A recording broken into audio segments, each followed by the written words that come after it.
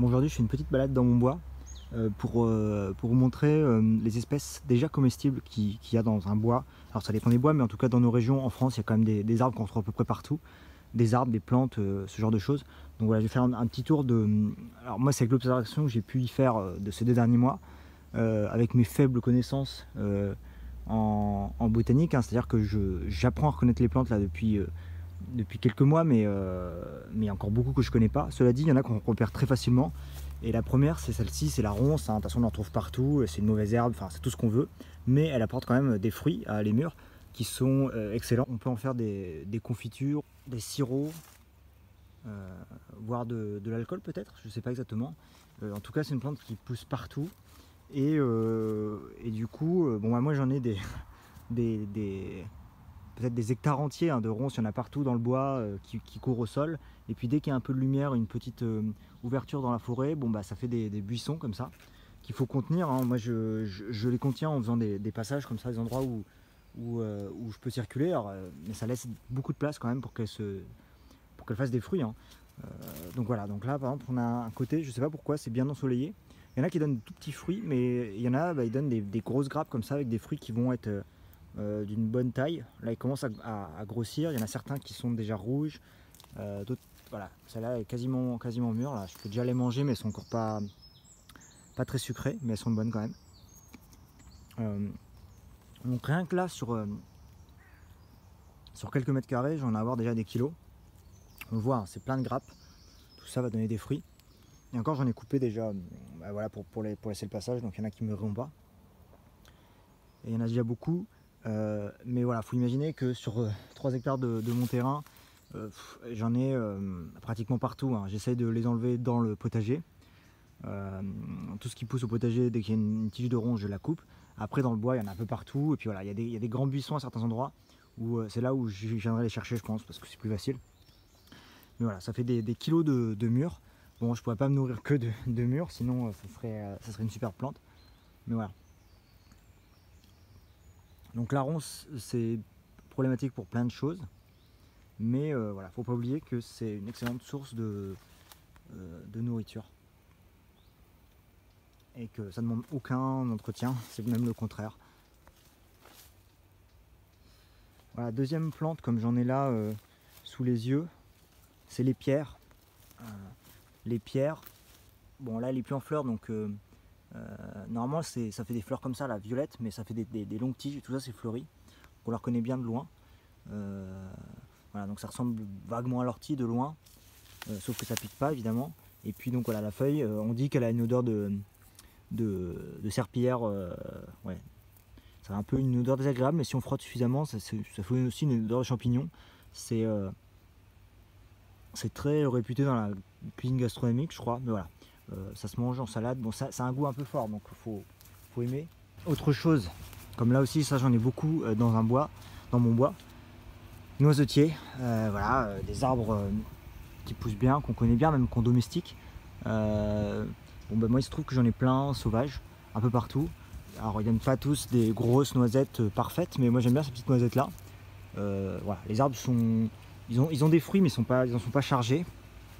Mais j'en ai suffisamment pour pouvoir récolter, je pense cette année déjà pas mal. Alors le problème des noisetiers, c'est que généralement les écureuils, s'il y en a dans le coin, ils viennent se servir avant.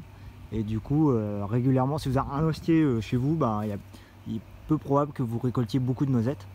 Et voilà, moi sur la quantité, je pense que j'arriverai quand même à en récupérer suffisamment. Voilà, j'en ai un peu partout. Donc là, il y en a un beau, j'en ai vraiment des dizaines et des dizaines, donc je n'aurai pas trop de soucis avec ça. Bon bah voilà, c'est une bonne surprise. Il y a une grosse pluie hier, un peu pendant plusieurs heures, et tout de suite la rivière s'est remplie. Donc là c'est un peu stagnant, donc il n'y a pas beaucoup de courant, mais voilà à quoi ça ressemble une fois que la rivière a repris un peu d'eau. Donc c'est impressionnant, il suffit d'une journée de pluie et puis là il y a un bon niveau, quoi. C'était complètement à sec et de nouveau on a de l'eau. Voilà. Et puis ça c'est mon petit coin, j'ai remarqué. C'est un endroit où pousse une plante que j'ai découverte il n'y a pas longtemps en m'intéressant aux plantes sauvages. Donc c'est une plante sauvage, mais qui pour moi a vraiment le goût d'une des meilleures plantes cultivées. C'est l'Aegopode podagraire. Donc voilà, qu'on reconnaît bien que sa feuille, voilà, une fois qu'on a vu cette feuille là, on ne peut pas trop se tromper. Mais bon, il faut regarder. Enfin, il y a des herboristes qui expliquent mieux que moi les caractéristiques, mais toujours est-il qu'on la reconnaît bien. Et donc il faut mieux récolter les jeunes pousses. Mais elle a une odeur entre le céleri, la carotte, c'est super bon. Que ce soit en soupe, en salade, ou alors comme des épinards cuits. Moi je les fais cuire comme ça, un peu bouillir, et puis après je les mélange avec d'autres choses. C'est super bon. Donc c'est une plante sauvage, donc il y a des gens qui peuvent ne pas aimer, c'est un peu plus rustique on va dire que des fruits et légumes classiques. Mais moi c'est une des grandes découvertes, je m'intéresse aux plantes sauvages parce que c'est des sources de nourriture gratuites, simples, il suffit de les récolter. Mais là pour moi cette plante là, c'est vraiment la découverte, je me dis pratiquement ça vaudrait le coup de l'implanter au jardin. Alors il faut mieux éviter, ou en tout cas être prudent, puisque c'est une plante qui est invasive. Hein. Si vous la mettez dans une bonne terre, elle va se répandre sur le sol et elle va empêcher les autres plantes de pousser. Elle va couvrir le sol, quoi. Mais voilà, donc j'irai pas jusqu'à l'implanter, surtout que moi j'en ai suffisamment ici, donc je vais pas l'implanter. Mais en tout cas, c'est vraiment une bonne plante qui a une saveur délicieuse, qui est superbe, quoi. Donc c'est pas juste une mauvaise herbe. Donc autre plante, c'est un arbre. Alors je sais pas si voilà, vous voyez bien les fruits, ça fait des grappes assez des petites grappes de petits fruits. Ça c'est le sureau. Et voilà, et je pense qu'il faut, bon là de toute façon c'est pas mûr, il faut attendre clairement, je pense que c'est fin de l'été, toute fin de l'été, voire en septembre, octobre, que ça mûrit. Mais voilà, c'est une plante qui est bien aussi pour faire des confitures, des sirops, ce genre de choses, quoi. Donc un autre arbre intéressant que j'ai ici, c'est le merisier. Le merisier, c'est le cerisier sauvage en fait, hein, qui fait des petites cerises assez aigres, mais qui sont tout à fait comestibles et qui sont super bonnes en clafoutis par exemple. Et puis voilà, je pense qu'on peut en faire plein de trucs. Moi je les mange aussi comme ça, hein. Quand elles sont suffisamment mûres, elles sont quand même un petit peu sucrées, elles sont bonnes. Donc voilà, c'est des très beaux arbres qui sont hauts. Donc contrairement au cerisier domestique qui fait des petits arbres, enfin, en tout cas quand on les met dans les vergers, là c'est des grands arbres, donc c'est très difficile d'aller chercher les cerises. Alors moi cette année j'en ai récupéré uniquement celle qui était tombée, donc ça m'a fait une toute petite récolte comparée au nombre de merisiers, hein. Rien que là j'en ai une ligne comme ça d'une dizaine d'arbres, j'en ai d'autres ailleurs. Mais voilà, malgré tout j'ai récupéré à tout casser 1 kilo de cerises en allant chercher un peu tous les jours, voilà, ramasser les cerises qui étaient tombées. Les oiseaux se servent en premier, donc voilà, tant mieux pour eux. Et puis moi je récupère uniquement ce que je suis capable de ramasser au sol, ce qui n'a pas déjà été grignoté et tout. Donc ça fait peu de récolte, mais bon, c'est gratuit, c'est juste à ramasser. Et puis en plus ça nourrit les oiseaux, ça nourrit plein de bestioles. Donc voilà, c'est des beaux arbres.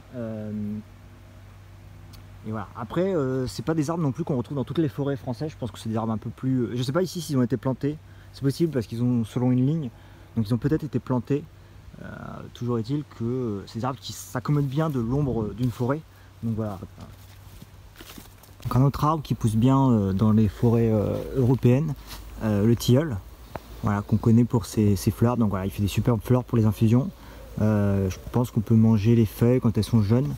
Il y a peut-être d'autres trucs qui sont intéressants dans le tilleul. Bon, moi c'est aussi un arbre qui vient pour les abeilles, hein. C'est un arbre, elle raffole des fleurs de tilleul quand les tilleuls sont en fleurs.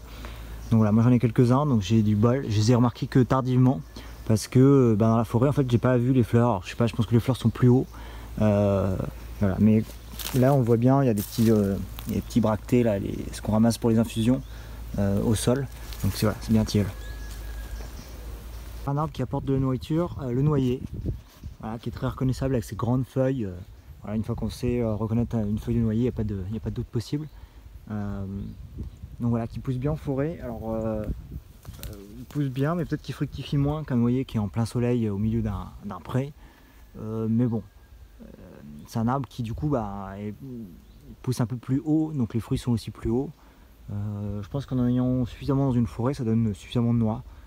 On n'est pas à s'inquiéter de ça. Donc voilà, c'est un arbre qui donne les noix qui sont déjà c'est un aliment qui se conserve bien pour l'hiver, qui permet de faire de l'huile.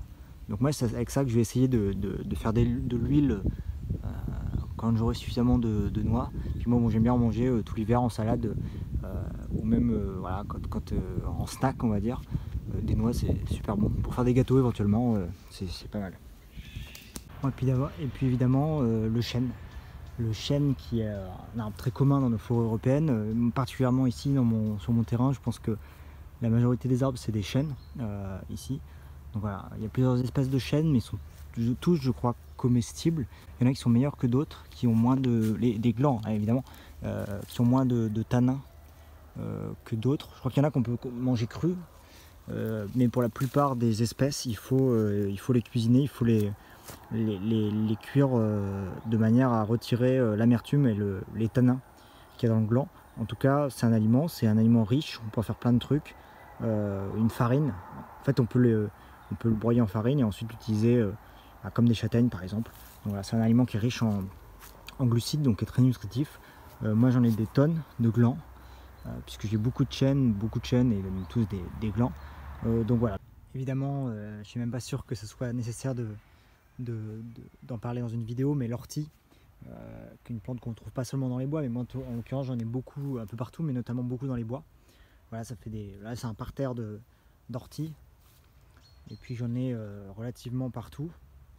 Donc une plante qui est excellente, hein. Le goût déjà est juste excellent. Si vous n'avez jamais goûté d'ortie, franchement c'est dommage, je trouve que c'est meilleur même que les épinards ou que quelques légumes qui sont vraiment appréciés. Et puis c'est plein de vitamines, c'est plein de choses, et puis on en trouve partout, ça pousse facilement. Voilà. Par contre il faut récupérer plutôt les jeunes pousses, voilà, les feuilles, mais tout ce qui est jeune, hein, là est déjà bien avancé. Donc l'idéal c'est de la couper à l'endroit où vous voulez la récolter, puis d'attendre que les jeunes pousses qui sortent, c'est bien meilleur. Bon, j'ai trouvé un truc dans mon bois, un squelette, ouais, des os, et vu la tête, je me demande si c'est pas une biche.